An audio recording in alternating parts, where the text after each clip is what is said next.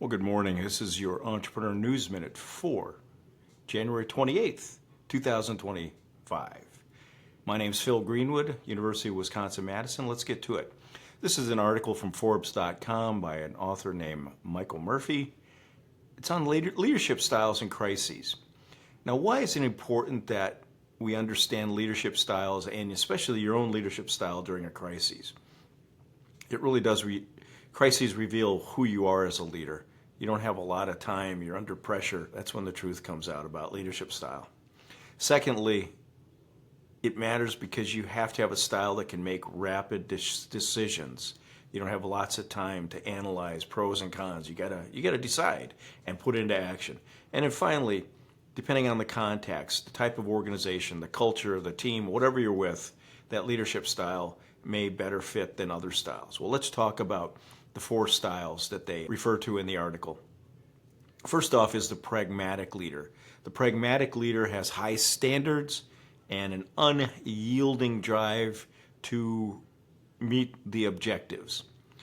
In a crisis management process, it's very good at recalibrating goals, getting through bureaucracy, getting in on the critical tasks, getting to the critical path. Decisive and resilience are the key, especially in uncertainty. Examples: one CEO, Jeff Bezos, we've all heard of him, is considered a pragmatic leader. Franklin Roosevelt, the president, Depression, World War II, did a lot of this. What are the downsides? Sometimes you push people too hard and it either burns them out or it might cause resentment. So sometimes you got to balance the focusing on well-being along with results. When you balance it, it's good to articulate the results that we need, but also have empathy, not necessarily sympathy, but also worry about team morale. The second leadership style is the idealist. I think a lot of us can think about what this is and identify, but it really thrives on innovation, and they look upon challenges as real opportunities for creativity. What's good about this, the strength? It's inspiring. You have somebody like this as a leader, it's a very inspiring type of leadership style. And it's very good at looking at the problems, reframing them, and then moving to new business models or changing the business model to adapt with it. The downside, sometimes it can be pretty naive. They're not tied into reality. So there's a need to balance the optimism with realistic, actionable steps. The third type of leadership style cited in the article regarding crises and how they match: stewardship leaders. Now, what is a stewardship leader? The characteristic is they are very good at creating stable, predictable environments. In crisis management, this can help build structure into the situation.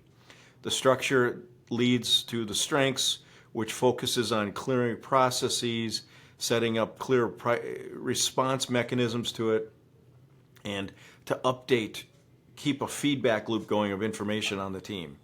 The downsides is that typically steward leaders want consistency. This can really hinder response to change. And there's always an over-reliance on policies that, you follow the rules too closely, you're too inflexible. So what's the recommendation? Get flexible. Embrace adaptability to navigate these times when it's very hard to be consistent, and be willing to break old patterns and adapt new structures. And finally, the fourth leadership style is the diplomat. Diplomatic leaders really are big into prioritizing interpersonal harmony among the team and the organization and working on cohesion. They excel at, smoothing troubles, soothing anxieties. If conflicts come up, resolving them before they get too big. This can be valuable because it creates psychological safety. It allows feedback and team members to talk and share their concerns, and the emotional support can be very critical to maintain unity. The challenges that they face as a diplomatic leader is sometimes that can take too much time, and you need to really sometimes make quick decisions that may make people uncomfortable in the team.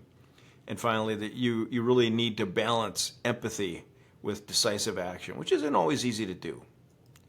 So when your next crisis occurs, try to understand what your leadership style is, not only in normal times, but in pressure type times. Knowing your default leadership style, what you revert to when things are under pressure, really helps you in leadership and who's on your team. Recognize the strengths and weaknesses of your leadership style between the four that we discussed and help you kind of develop a game plan for how to navigate things.